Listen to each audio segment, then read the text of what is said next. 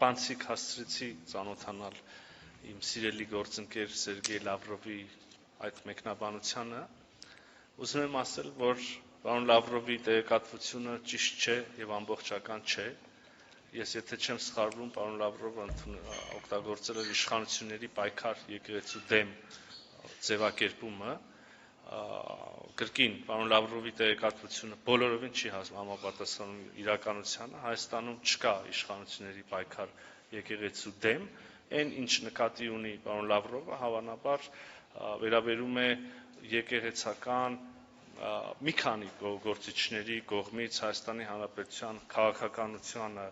ուրեմն խառնվելու, քաղաքական գործընթացներին մասնակցելու եւ համաձայն արդեն մեր իրավապահ մարմինների ոչ ուրեմն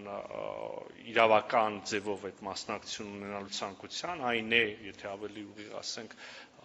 ապօրինի հեղաշրջման փորձերին մասնակցելու կամ նախաձեռնելու շուրջ դրանց այդ երևույթը, այդ դեպքը եւ կրկին ուզում եմ ընդգծել, սա իրավական process է եւ սա Հայաստանի Հանրապետության ներքին գործն է, ինչպես դուք մեջբերեցիք իրավացիորեն, պարոն Լավրովը ավելի լավ է չխառնվի Հայաստանի Հանրապետության ներքին գործերին եւ ներքին քաղաքականությանը։ Կուզեի օգտվել առիթից եւ նույն կոչը անել նաեւ պարոն Լավրովի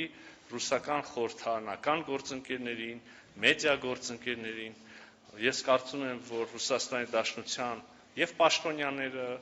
եւ խորհրդարանականները, եւ մեդիա փորձագետները պետք է մեծ հարգանքով վերաբերվեն Հայաստանի Հանրապետության ինքնիշխանությանը եւ այլևս երբեք իրենց թույլ չտան խառնվել մեր ներքին գործերին։